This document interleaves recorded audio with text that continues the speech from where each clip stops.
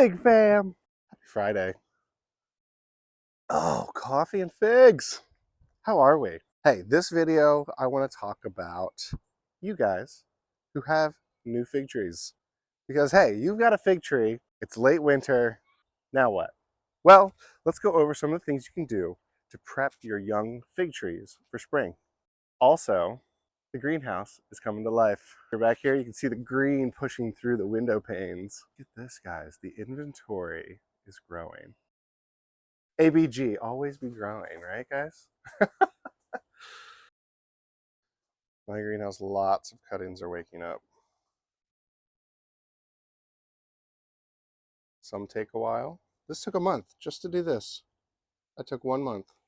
So be patient, guys. I've got a bunch of lettuces coming in, a bunch of kales coming in.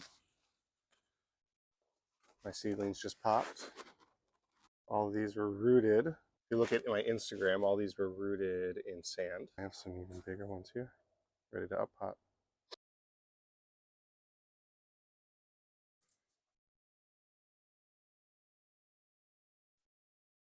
Oh, this little sucker that rooted. Look at that. How cool is that? I'm really excited. The next 10 days, we're going to be in the 60s as highs all week. We are not going to be touching any sort of freezing. I'm seeing the success of these cuttings rooting, taking, and growing. You can see over here, they're all waking up. Not without their stresses. All right, let's jump into it. All right. Ooh, it's warm out. Hopefully you guys can hear me. It's gonna be in the 60s today here in Wilmington, North Carolina, zone 8B. And it's gonna be like high 50s, low 60s for the next 2 weeks. So I'm okay with that. The only concern I have is if these figs wake up. So we'll have to see if their buds start to swell. I have to be careful because some of these potted ones will get warm on these warm days here in the southeast. And look, it is breaking bud. So we just have to be cognizant of that. That means the sap is flowing. I pruned the heck out of this. Anyone who wanted Godfather cuttings, I literally went down to the last bit before I said, no, thank you.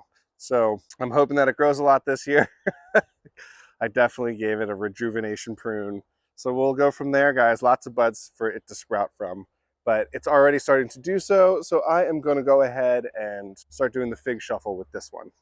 A question I actually get a lot is, when you have a small fig tree, why don't you just up pot it into a big 7-gallon or a 10-gallon pot? And I say it like it's a person, but moving into a huge space, it can be overwhelming and less encouraging for the fig tree to grow. There is some scientific backing to that, right? New potting mix can hold a lot of moisture, and that can be less desirable of an environment for figs. Sometimes if you put them in the ground, they actually have to adapt to the ground a lot too. The idea is, with all things that are young and like a baby, is you have to ease them in to their growing environments. A great way to do that is to do all this up potting and back end care, is kind of what I call it, during the dormant season, right?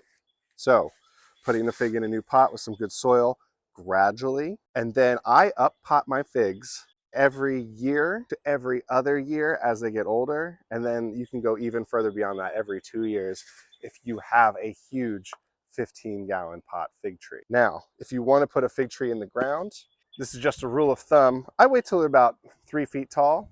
And then, so this one could go in the ground, but I'm running out of space for in-ground trees. So this 5-gallon is going into a 7-gallon. This 3-gallon, if you have a nice sunny area that has nice well-draining soil, you could put this in the ground. And I'm going to do another episode on how to put your fig tree in the ground so it'll explode in growth the next year. Because usually when you put them in the ground, it takes a year or two for them to acclimate. But there are some hacks you can do to help expedite that process. Now, if you really want a fig tree to just take off and grow the next year, gradually up pot them. They will thank you. Make sure you're using really good organic compost, and then amend your fig trees with some fertilizers.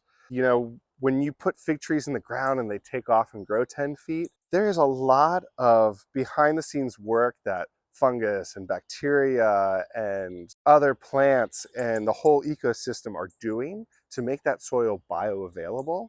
But in pots, you don't have those same colonies of everything, and you can certainly create them. If you guys ever want to listen to Wilmington Food Forest, he can go on forever about that in the best way possible. I think I want to do a joint video with him. But in these pots, we amend them a lot with fertilizers to help them grow, and also easing them into their new growing environments every year to every other year to avoid shocking is by doing it in a gradual process. All right, Fig Fam, I have 3 examples today for all of you who have a relatively young fig tree. Some of you have a baby fig, a 1 gallon newly rooted cutting. It may have done about 6 inches of growth over the year. You're really bummed. Hang in there. It gets better. And it's okay to up pot it now. I move gradually. So this 1 gallon fig, 3 gallon pot.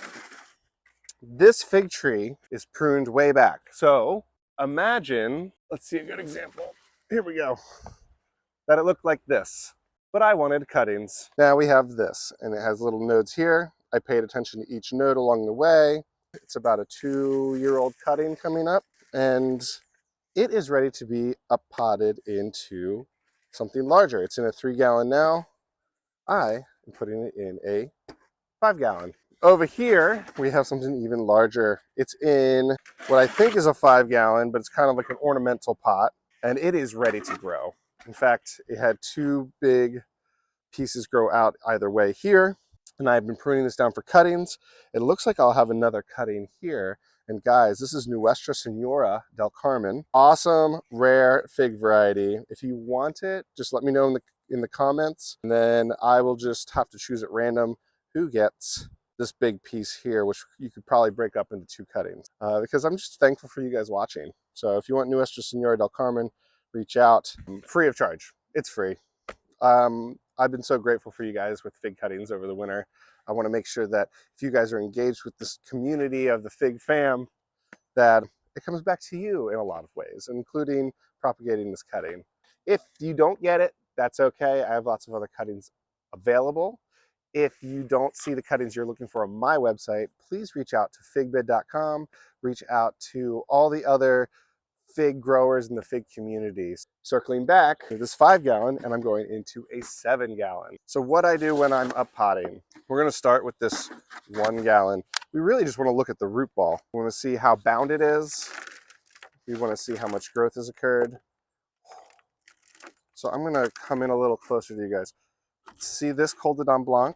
I rooted it as a cutting last year, and it took a very long time for it to grow. In fact, it didn't like the growth it was doing here. It sprouted out a new branch here, and that is the new main trunk. You can see all of these roots. It has started to wrap around. It is not totally root bound, you can see. And since it's dormant, I am just going to loosen this up. And I am going to fill it with potting mix. I've talked about my potting mix in other videos, guys. If you've been following my videos, you know what the mix is, but it is 1 part mushroom compost, it is 1 part peat, and it is 1 part soil conditioner, and then it's a half of a part of perlite. And then for every gallon of peat that I use, I add 2 tablespoons of garden lime or dolomitic limestone to bring up the pH. And it's created this nice wet yet loose material, and it's pretty great.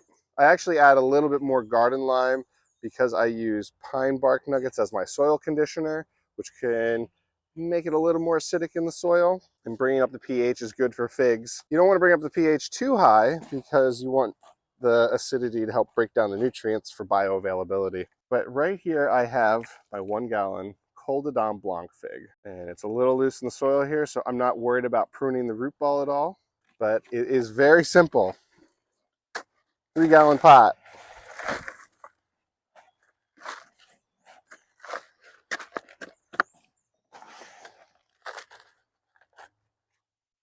One gallon fig, baby. And what I do is I just angle it. So I center the branch and I make it vertical so it can just take off running. I like to keep the root ball near the surface. They like surface roots. Figs like surface roots. I'm going to reiterate that. You can suffocate them if you bury them too deep. light compaction around it.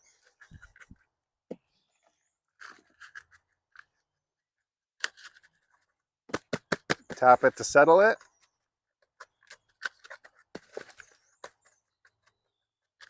This will settle over time, so a little compaction goes a long way if you do it now, so you don't have that mound scenario, which can prevent water from getting to the root ball. I have this nice well-draining mix. I have centered the cutting. I have it going vertically up, and the roots of the root ball are right here at the surface, and that is a key piece. They like to be near the surface. Don't worry, they'll spread on their own. It's only a 3-gallon pot. And that's it for this one. Let's up pot our 3-gallon into a 5-gallon. We'll take a look at the roots and we'll see how we need to approach it. When things are really root bound, sometimes you want to break up the bottom. I don't think this one's that root bound. It's been in this pot for just over a year. Let's see what we got. Try to save this dirt. There is all kinds of good colonies and existing bacteria in here that I want to replicate. This is my LSU red. And see, this isn't really that bad. Actually, I could probably get away with another year in this one. But since I'm shooting this video with you guys, we're going to leave the root ball relatively intact. And I'm going to put it in with some fresh fertilizer. So let's see how much distance I have. I have about 2 inches worth of material that I can place into this pot. That's perfect for a year, guys. 3 inches. So what's a good number for upsizing your pot? Or what's a good ratio? And I say do it by a third. If your fig trees are root bound, trim them by a third from the bottom and aside, and then put them in, because they do like surface roots as much as they like bottom roots. But I have about 3 inches to work with here, and I'm going to up pot that there. And that 3 inches will do me great for a whole year. I'm fertilizing every few weeks or so. And what I'm doing is I put that main base in, and then I want to settle it all in through the cracks. And how I'm doing it is I'm giving it a little shake because it's relatively root bound. I feel safe doing that. If this feels loose at all when you're shaking it, leave it alone. Do not repot it. It's just at risk. It could be sick, or it's still too new to up pot. I love getting my hands dirty in the garden, so shooting this video is kind of fun in the morning. My caffeine's hitting me from this coffee. Let's do this, guys. Spring is around the corner. As you can see here, I've almost got it completely tight around here. And again, I've up potted it about a third larger, 33.3% larger than last year's pot. I did not need to root prune it. It wasn't root bound. Sometimes when they get root bound, you want to prune it while it's dormant, but to loosen up those roots so they can spread out, so they don't continue their path wrapping the fig, because that can constrict and suffocate the tree. And again, like the last one, make sure those roots are near the surface. This LSU red has been up potted.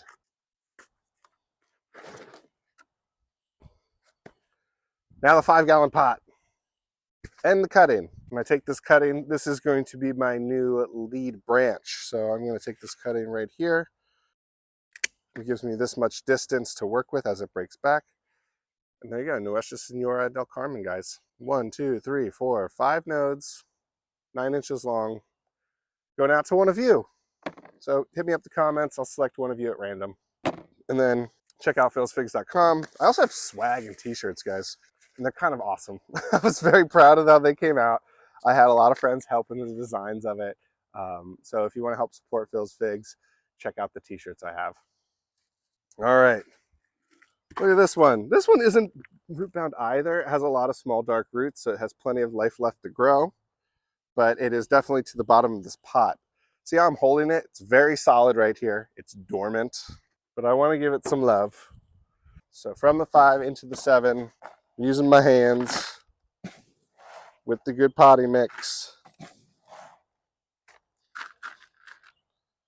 What we did with the small one, we are going to do the same with the bigger fig.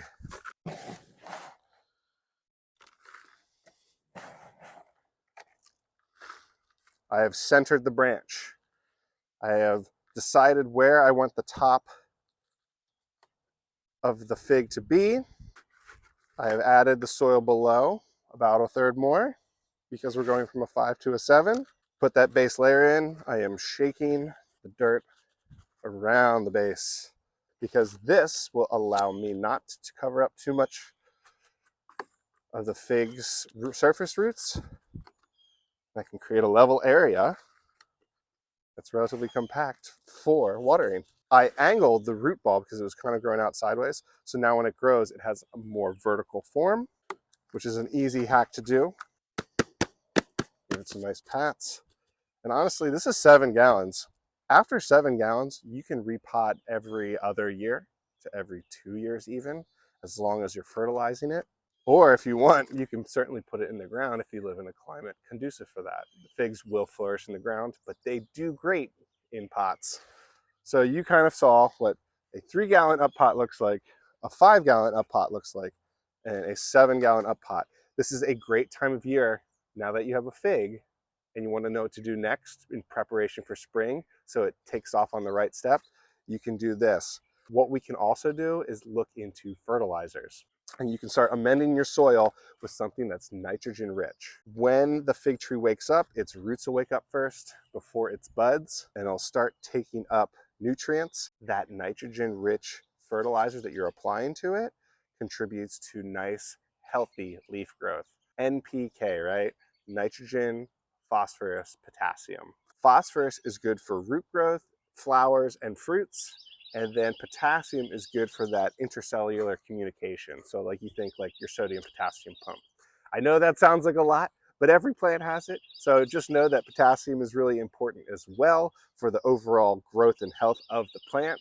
And then you can go from there. Micronutrients also play a role. So those 3 are macronutrients. Micronutrients play a role. So you're thinking of like your magnesium, your manganese, your irons, your calciums, your other smaller elements that contribute to the health of your fig. All right. I did bring out some fertilizers that I want to show you that I use. The one that I really like, especially in the springtime, is my Alaska fish fertilizer. It is 5 nitrogen, 1 phosphorus, 1 potassium. It smells to high heavens, but plants really love it. And I actually apply this when they wake up. If you don't want quite as smelly stuff, if you want something a little more well-rounded, this Mother Earth Liquid Craft Grow has been great for me. The key with fertilizers is to follow the directions. You're going to dilute these in water. Right here, this is 433, so it's a more well-rounded fertilizer that contributes to the growth, the flowering, rooting, and the overall cell health. NPK 433. I got this over at Ace Hardware. So Ace Hardware carries a lot of the Mother Earth stuff. So find your local Ace Hardware. But this stuff doesn't smell quite as bad as the Alaska stuff. So you won't attract any sort of pests if you have issues with that. But it has a similar dilution ratio. This one has here 2 teaspoons for every gallon of water for light and 4 teaspoons for every gallon of water for heavy. You can do this as they're waking up. Some of these ones that are pushing out buds now, I can apply that now. Same with this Alaska fish fertilizer. This has a breakdown that is a similar ratio. If you look here, I have 2 tablespoons for every gallon of water for vegetables and plants and annuals. And then for trees, fig trees, 4 tablespoons per every gallon. So I've done it enough times where I get to eyeball it, and then I just dilute it in a big 5-gallon jug of water, and I spread it across all of my plants at once. Slow release. If you want organic, this stuff has been great for me. It's very well balanced, but it has more of the potassium side, but that is good for the overall plant health. You want well-rounded plant health. But if you want slow release over the course of the year, I usually take this stuff and I sprinkle it in all of my fig trees. And it gives you a breakdown of directions for how many tablespoons to apply. It is important to follow the directions. More isn't always better in these situations. They can also be harmful to the plant after a certain amount. There has been a lot of research that has gone into these directions. And if you want to keep your plants healthy, gradually apply this according to the directions. You will see results. The best part about plants is that they humble us and they take time to grow. So if you really liked this, guys, subscribe, like, reach out with questions. I do have fig cuttings for sale still, and I'm happy to post videos based on requests too. So reach out with any questions, and thank you guys. Take care, Fig Fam.